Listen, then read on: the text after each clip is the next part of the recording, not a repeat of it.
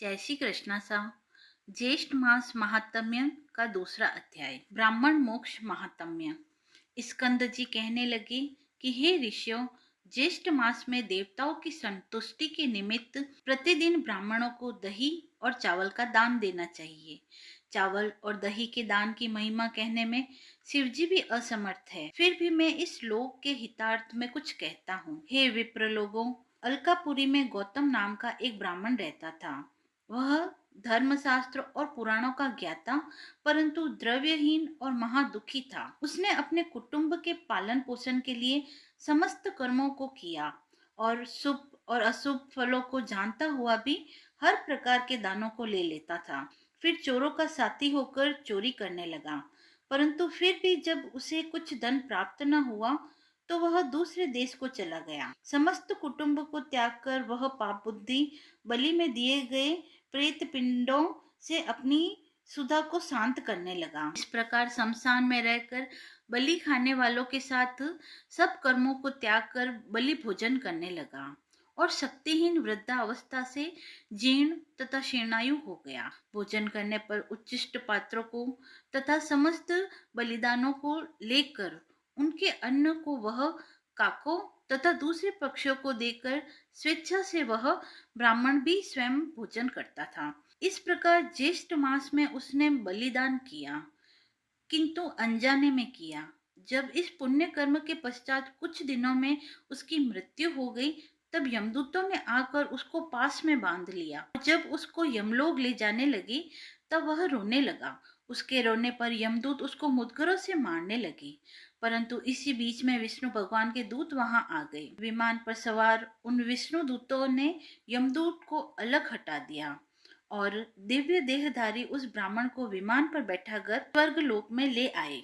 यमदूत उस ब्राह्मण का सब वृत्तांत कहने के लिए यमराज के पास गए और कहने लगे कि हे प्रभु, जब हम उस ब्राह्मण को लेने के लिए उसके समीप गए तब वहां विष्णु गणों ने आकर हमको खूब मारा, क्योंकि वे लोग स्वामी से युक्त है और हम नाथहीन।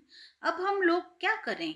आज से आपकी सेवा नहीं करेंगे, दूसरे व्यापक स्वामी के पास जाते हैं। दूतों के ऐसे वचन सुनकर यमराज अत्यंत क्षुब्ध हुआ और शीघ्र भैंसे पे सवार होकर दंडधारी यमराज ने क्षण मात्र में वहां पहुंचकर विष्णु दूतों के सामने ही उसको प्रताड़ित किया।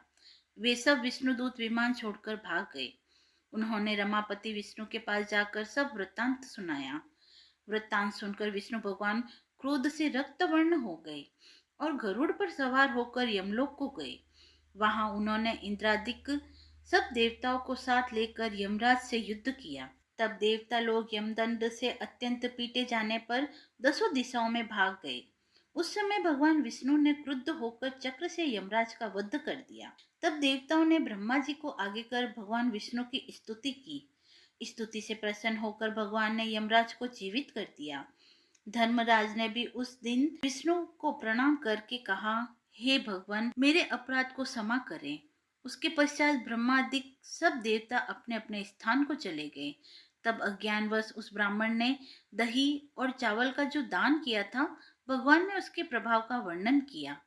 यह अज्ञातवश ज्येष्ठ मास में दही और चावल के दान का फल है। यदि जानकर श्रद्धा से दान किया जाए तो उसका तो कहना ही क्या। अतः प्रत्येक उपाय से ज्येष्ठ मास में द्विज जातियों को प्रतिदिन दही और चावल का दान करना चाहिए तथा प्रतिदिन ब्राह्मणों के चरण धोकर सुगंधित चंदन से उनका पूजन करना चाहिए और सुगंधित पुष्पमाला व विविध प्रकार के नैवेद्य से उनका सत्कार करना चाहिए और स्वयं उन्हें पंखे से हवा करनी चाहिए। हे ब्राह्मणों, इस प्रकार जो ज्येष्ठ मास में स्नान, दान और पूजन आदि करते हैं, वे लोग परम गति को प्राप्त होते हैं। इति श्री ज्येष्ठ मास महात्म्य ब्राह्मण मोक्ष प्रदान वर्णन दूसरा अध्याय समाप्त हुआ। धन्यवाद।